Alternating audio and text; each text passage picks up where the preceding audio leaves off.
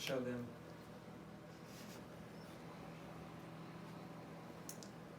Alright, I'd like to start off with a quote. There are over 51 billion pieces of litter on our nation's roadways, according to Keep America Beautiful Incorporated. We're all familiar with litter. We've all probably littered before. Has anyone ever had consequences from litter? Have you ever had to pay a fine for it? Oh, you have? Wow. I haven't. I've never had. The biggest consequence I've had to deal with is just how ugly litter is. Litter is pretty ugly. Anyways, we've all known litter's a problem. You know, I've known it's a problem for a very long time. But only recently have I began making a simple yet effective difference. And you can too. Let's look at the facts. Litter is a problem we all experience. According to the same 2009 litter report by Keep America Beautiful, it costs the U.S. economy about $11.5 billion per year. Has anyone here ever had to watch a dog or babysit? Yeah, I have. I don't have kids of my own. Well, you know, even if you have your own dog or your own kids, you got to take care of them.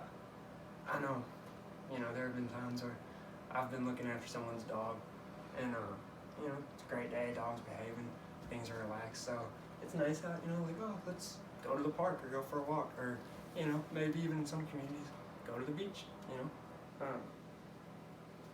walking the dog, going, having a nice time, you know, everything's great, great day. Oh, my phone vibrates, let me check this out. Hey, what's up? Oh no, the dog has a piece of trash in his mouth. That's awful, isn't it? It's happened to me before. Has it ever happened to y'all? Yep. Hopefully it's not poop. But according to an LA Times article, one of the reporters followed a cigarette butt that was littered in the hills of Bel Air, 13 miles all the way to, yep, you guessed it, the beach. That's right, a whole cigarette butt 13 miles away ended up on the beach. Who wants to walk their dog on a littered beach? I don't want my dog digging through trash. That's nasty. Litter's ugly. So, the reality of the situation is that litter's pretty common. We know that. Here, I have a graph of projected population size. It was done in the year 2016, so it has the projected growth numbers for the years following, and we're looking at a little over 0.7% growth, and then it goes down over time. But the fact that littering is common combined with our steady population growth rate, even if it is declining, means that the actual amount of total litter will probably increase over time. Now that we understand our litter problem a little better, how can we fix it? Ideally, everyone would stop littering, right? It would be ideal, but that's not realistic. What I have in mind is realistic, and I know that because I do it myself. It consists of 2 simple steps. First, try to stop littering.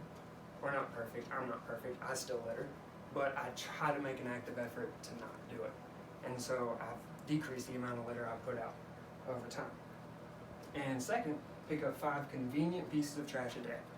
Now, when I say convenient, the 2009 litter report said that the majority of litter is found in transition points, such as doorways to movie theaters, gas stations, typically places we pass every day.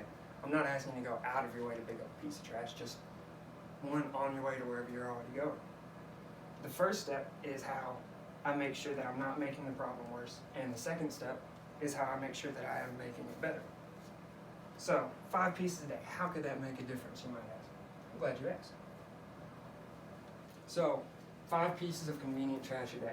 Let's say it takes about 10 to 15 seconds per piece to bend over, pick it up, and walk it to the trash can and go on your way. That's 50 to 75 seconds total per day, and I rounded that to 1 minute for the sake of calculations.